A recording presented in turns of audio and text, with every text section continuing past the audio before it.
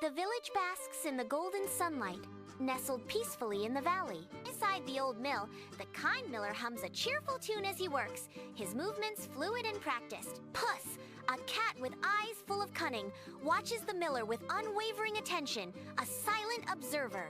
The miller pauses, his face breaking into a wide, affectionate smile as he reaches down to stroke Puss. A palpable bond of friendship and mutual respect is shared between the miller and his feline companion. In the dim light of the miller's room, the air hangs heavy with unspoken worries. The miller lies pale and gaunt against the pillows, his strength visibly fading. Young Jack stands vigil at his father's bedside, his face a canvas of youthful concern. With a trembling hand, the miller gestures weakly, his gaze settling upon Puss, who waits with knowing eyes. "Jack, my boy, take care of Puss," he whispers, a final wish hanging in the air. Sunbeams cut through the air, illuminating dust motes dancing in a home heavy with silence and loss. Jack sits hunched on a wooden stool, his form embodying despair. Puss sits faithfully beside him, his tail twitching with unspoken empathy. Jack pulls Puss close, burying his face in the cat's soft fur. A small comfort is found in the simple act of affection, a stark contrast to the overwhelming sadness that permeates the room. With quiet resolve, Jack whispers into Puss's fur, "We'll be all right, Puss." Jack strolls leisurely through the sun-drenched fields, with Puss trotting excitedly by his side. Puss's eyes gleam as he spots a pair of fancy boots abandoned near the tranquil riverbank. With a playful nudge, Puss directs Jack's attention towards the discarded treasure, his excitement bubbling over. "Look, Jack, an opportunity!" Puss exclaims, his voice filled with hopeful anticipation. At the riverbank, Puss presents the boots to Jack with a flourish. "Put on these boots, my dear friend," Puss says, his voice full of encouragement. Puss continues, promising, "They will make you look like an important person." Jack looks at the boots, contemplating Puss's words. On the road to the kingdom, Jack strides confidently, the enchanted boots gleaming in the sunlight, enhancing his stature. Beside him, Puss glances up, a strategic glint in his eyes as he prepares to lay out their scheme. "Now, Jack, here is the plan," Puss begins, his voice a low murmur against the backdrop of the journey. "The kingdom looms in the distance, their destiny waiting just beyond the horizon." Under the vast sky, Jack and Puss stand before the imposing castle gates, the stone walls rising high above them. Two guards observe their approach, their faces etched with a mixture of curiosity and suspicion as they assess the newcomers. Puss confidently steps forward, his voice ringing with authority as he announces, "We are here to see the king." With a flourish, Puss presents Jack, declaring, "I am here to introduce the Marquis of Carabas." The guards exchange glances, weighing Puss's words and Jack's demeanor, the fate of their entry hanging in the balance. Sunlight floods the vast throne room, illuminating dust motes as Puss bows deeply before the king, his feathered hat a flourish against the polished floor. "Your Majesty, allow me to introduce the Marquis of Carabas," Puss announces, his voice echoing in the grand space. The king, a portly man with a kind face, leans forward, his gaze filled with intrigue as he observes the newcomer. Jack, under the king's watchful eyes, bows awkwardly, his movements betraying his nervousness. A near stumble threatens to shatter the illusion of nobility as Jack struggles to maintain composure before the king. The sunlight catches the anxious glint in Jack's eyes, revealing the vulnerability beneath his assumed title. In the castle courtyard, days turn into weeks as Jack, now the Marquis of Carabas, effortlessly charms the court with his booming laughter and confident demeanor. Puss, ever vigilant, whispers into Jack's ear, guiding him through the labyrinth of royal etiquette, a subtle puppeteer behind the charismatic Marquis. "Remember your posture, Marquis," Puss instructs, his voice low and commanding. "Shoulders back, chin up, confidence is key." He continues his coaching. When speaking to the king, a touch of self-deprecation, but never weakness. Inside the opulent castle dining hall, Jack feasts at the royal table, a picture of camaraderie and mirth. Laughter echoes as Jack shares jokes with the king, his charm weaving a spell of favor. The king beams at Jack, captivated by his tales and presents. From the shadows, Puss watches, a subtle smile gracing his lips as their plan unfolds. A silent acknowledgement passes between them, promising success. The royal carriage makes its way along a dusty road, the vast expanse of a golden wheat field shimmering under the sunday. Perched high on the driver's seat, Puss surveys the scene, his green eyes gleaming with cunning. A mischievous grin slowly spreads across Puss's face as a new plan begins to take shape. Your Majesty, I must show you something amazing, Puss declares, his voice laced with intrigue. Under the scorching sun, Puss confidently strides through the seemingly endless golden wheat field, leading the king and Jack. Long shadows stretch and dance as the wheat sways rhythmically in the gentle breeze. Puss gestures grandly, a showman in his element, as his boots kick up small clouds of dust. With a flourish, Puss proclaims, "Behold, a magical field, Your Majesty. It grows more wheat all by itself." The king, eyes wide with impressed wonder, responds, "Remarkable, truly impressive." The field shimmers under the sun, a deceptive golden promise stretching to the horizon.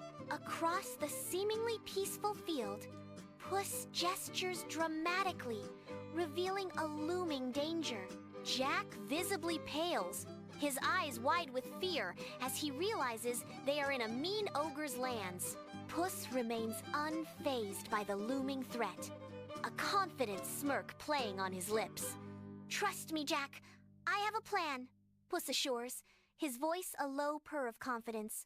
Puss strides into the intimidating ogre's castle, his small boots clicking sharply against the cold stone. He faces the massive ogre, his green eyes gleaming with a bold mix of courage and cunning. His small stature is in stark contrast to the ogre's immense size as he prepares his flattery and trickery. With a confident glint in his eyes, Puss begins his ploy. "I heard you can turn into any animal." Inside the formidable ogre's castle, the air crackles with anticipation and raw power. The ogre, chest puffed out with pride, initiates a monstrous transformation. With a surge of primal energy, he metamorphoses into a magnificent lion, his eyes blazing with untamed ferocity. The lion's deafening roar reverberates through the castle, shaking the very foundations of the ancient stone structure.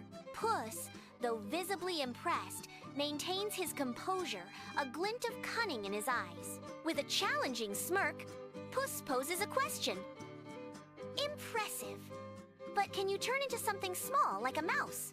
Inside the imposing ogre's castle, the ogre, now reduced to a mere mouse, darts frantically across the cold stone floor. With unexpected speed, Puss lunges, his paws closing in on the diminutive ogre mouse. Puss captures the ogre mouse, his expression a mix of triumph and satisfaction. Jack and the king watch the scene unfold, their faces etched with amazement at the sudden turn of events. Across the vast expanse of the ogre's lands, a golden sea of wheat stretches as far as the eye can see. The king's eyes widen in utter astonishment, his face reflecting disbelief and burgeoning respect. Puss stands proudly amidst the field, his bravery and cunning seemingly conjuring magic before their very eyes. A palpable sense of wonder hangs in the air, the sheer scale of the landscape emphasizing the Marquis's supposed power. The king, awestruck, can't help but acknowledge the spectacle before him, a testament to the Marquis's perceived worth. "Marquis of Carabas, you have proven yourself worthy," the king proclaims, his voice carrying across the golden fields. Before the towering grandeur of a castle, Jack stands tall, adorned in the rich finery of nobility. Beside him, Puss embodies regal composure, a portrait of feline satisfaction under the sun's golden gaze. Triumph rings in Jack's voice as he declares to his loyal companion, "We did it, Puss!" The castle looms, a testament to their shared victory, its walls echoing with the promise of a new era. Inside the grand castle, Jack gestures expansively, offering his father, the humble miller, a place within its walls. The miller's eyes widen, disbelief slowly melting into tears of overwhelming joy. He steps forward, his face radiant with a mixture of pride and profound gratitude. The miller approaches his son, his heart swelling with emotion. With tears streaming down his weathered face, the miller declares, "I am so proud of you, my son." Puss, now a noble cat, luxuriates in the opulent grandeur of the castle. He reclines regally on plush velvet cushions, a picture of feline indulgence. Attentive servants cater to his every whim, reinforcing his elevated status. Amidst the splendor, Puss casts a sly wink towards Jack. It's a silent acknowledgement of their shared, thrilling escapade. Their eyes meet. A bond of adventure, unspoken in the castle's grand hall. A humble village basks in the sunlight, its simplicity a world away from opulence. Muddy roads wind between thatched roof houses where chickens peck and children play. An old woman tends a small garden, her weathered hands coaxing life from the soil. A blacksmith hammers at his forge, sparks flying like fleeting dreams against the mundane. The air is filled with the scent of wood smoke and earth, a stark reminder of simpler times. This village, a testament to the transformative journey ahead, stands as a poignant memory. The grand dining hall bursts with life, a symphony of clinking glasses and joyous laughter echoing through the ancient stone. Jack, once a humble miller, now a nobleman, surveys the scene with a mix of pride and disbelief from his seat at the head table. Beside him sits Puss, ever the charismatic companion, his eyes gleaming in the warm candlelight. Friends and well-wishers gather around their faces, alight with genuine happiness for Jack's good fortune. The air is thick with the aroma of roasted meats and fine wines, a feast fit for royalty. Celebratory toasts ring out, voices raised in unison, honoring Jack's transformation from humble beginnings to a life of nobility. Sunlight filters through the ancient trees of the castle gardens, dappling the manicured lawns and stone pathways. Jack and Puss stroll side by side, their figures framed by the lush greenery and the imposing stone architecture. Each step echoes with the weight of their shared adventures and the undeniable bond that has grown between them. Jack pauses, his gaze sweeping across the landscape, a hint of nostalgia in his eyes. "We've come a long way, Puss," Jack remarks, his voice soft with reflection. Inside the grand castle library, the fire crackles warmly, casting a soft glow across the ancient tomes. Puss, a picture of contentment, curls up near the hearth, his fur gleaming in the firelight. In the quiet of the library, dreams of future escapades dance in the air, filled with the promise of enduring friendship. The peaceful scene is a haven, a silent testament to the bond that time and adventures have forged. The warmth of the fire mirrors the warmth of their companionship, a beacon against the coming night. High above, Jack and Puss stand silhouetted against the castle balcony, a testament to their enduring success. Below them, their vast lands stretch out, bathed in the warm, promising glow of the setting Sunday. The sky explodes with fiery hues of gold, a breathtaking panorama that mirrors their bright future. Together, they embody loyalty and the sweet rewards of cleverness, their legacy painted across the horizon.